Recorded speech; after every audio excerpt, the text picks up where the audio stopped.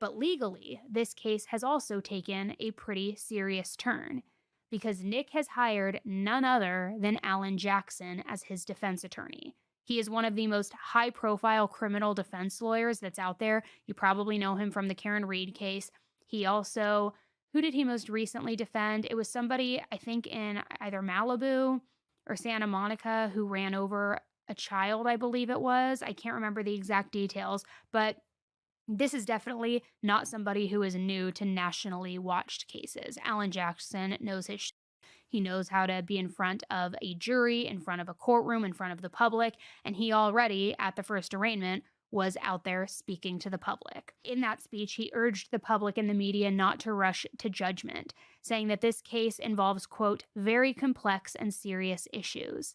He also declined to answer questions, and he hasn't commented on Nick's guilt or innocence. Good morning, ladies and gentlemen. I just have a couple of quick words. First of all, and most importantly, this is a devastating tragedy that has befallen the Reiner family. We all recognize that. Our hearts go out to the entire Reiner family. There are very, very complex and serious issues that are associated with this case. Those need to be thoroughly but very carefully dealt with and examined and looked at and analyzed.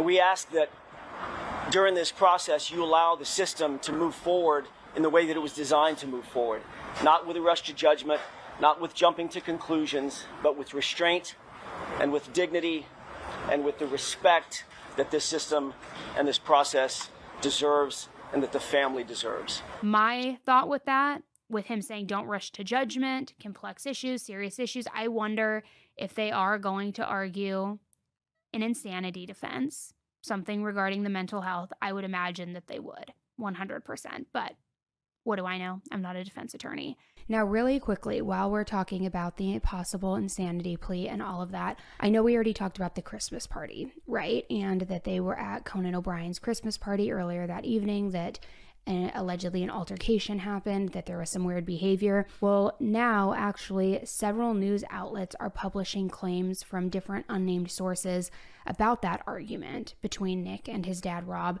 saying that it became loud enough that guests had considered calling 911, but that Conan O'Brien reportedly discouraged anybody from calling 911 because, it's his house. He didn't want police at the event.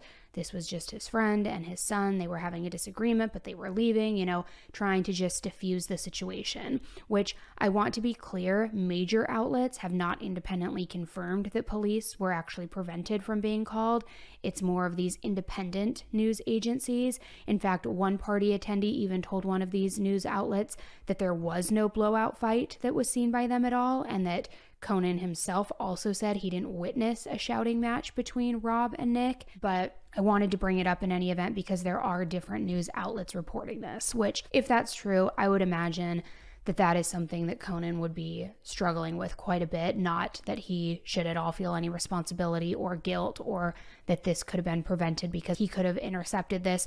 Obviously, this was just a horrific, horrific tragedy. But if it is true that people were going to call 911 on Nick because of his behavior and that he discouraged them, being like, it's my friend, they're leaving, don't worry about it, I can certainly understand that he would be, riddled with guilt over that, especially every single Christmas or Christmas party to come, just this constant reminder, right? Now, about Nick's state of mind during the time of the murders, multiple sources at this moment in time, literally right now, are now reporting that he had in fact been diagnosed with schizophrenia and that this was prior to the murders.